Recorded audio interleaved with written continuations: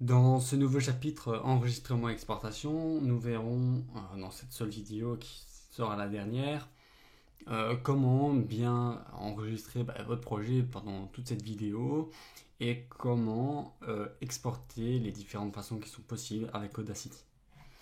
Donc ici on a le projet, hein, vous avez votre piste audio, vous pouvez avoir ce que vous voulez, même ici on voit qu'on a les marqueurs. Donc pour ce faire, pour enregistrer, il vous suffit d'aller dans Fichier.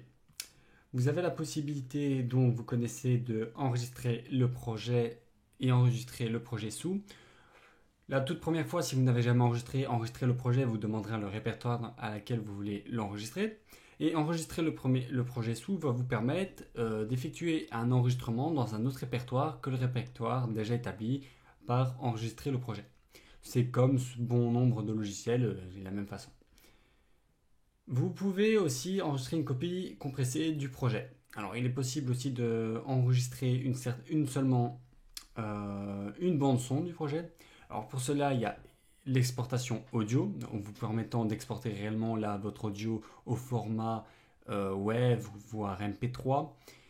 Parce qu'il ne faut pas confondre, l'enregistrement du projet va vous permettre de redémarrer le projet. C'est un fichier appartenant à Audacity. Ce fichier vous ramènera à la même interface actuelle, vous permettant de modifier vos sons.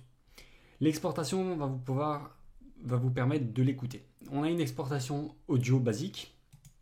Si on fait une exportation audio, on va avoir accès ici à, si je vais dans mes documents par exemple, je vais aller, voilà, on va aller n'importe où. Vous avez la possibilité de choisir le format d'exportation. On a le format web 16 bits, 32 bits, fichier MP3, FLAC, MP2, les formats peu connus et des formats connus. Donc ici, on peut laisser par défaut en 16 bits. Vous introduisez le nom de votre fichier et il va vous permettre de l'exporter et il ne restera plus qu'à l'écouter. On a la possibilité aussi d'enregistrer le fichier avec les marqueurs. Donc il y a exporter d'abord l'audio sélectionné. Ça va vous permettre d'exporter seulement une bande son que vous avez sélectionnée, voire une sélection complète. Imaginons que je sélectionne seulement cette partie. Je vais pouvoir exporter en format audio la sélection qu'on vient d'établir. Sinon, toutefois, vous pouvez exporter, comme je disais, donc les marqueurs, donc exportation des marqueurs avec. Pour ce faire, c'est un fichier TXT qui va posséder un timestamp des débuts et de fin avec votre mot-clé.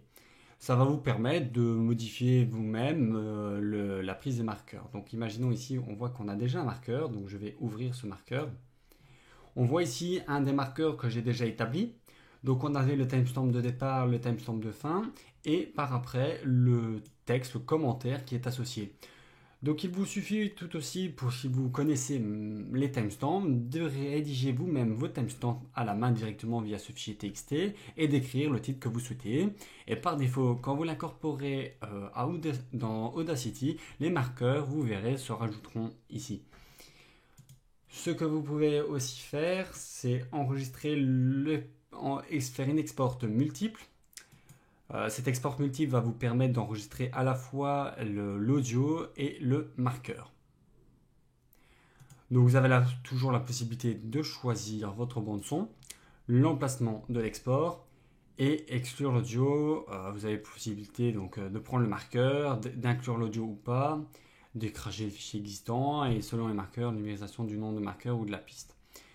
Donc c'était tout ce que j'avais à dire pour l'exportation et l'enregistrement de votre projet. C'est assez simple d'utilisation comme sur la plupart des logiciels. Donc merci d'avoir suivi cette formation sur Audacity. C'était tout ce que j'avais à dire. Vous voyez bien que la traduction est tout à fait correcte dans votre logiciel. Donc en français, il suffit de lire et un peu tester. Donc comme promis, je vous affiche maintenant ici ci-dessous le lien maintenant aux ressources vous permettant d'en apprendre plus sur l'éventualité dans l'interface d'Audacity. À savoir que ces ressources sont disponibles nativement en anglais et dans d'autres langues. Certains effets sont traduits en français et d'autres explications aussi, mais tous les effets ne le sont pas. Donc il vous suffit déjà d'avoir suivi ma formation, mais si vous voulez des exemples en plus, Alors, il vous suffit sinon de traduire un peu ou d'apprendre à lire l'anglais pour suivre les faits. Merci d'avoir suivi cette formation et j'espère vous retrouver dans les prochaines formations que j'éditerai sur tuto.com.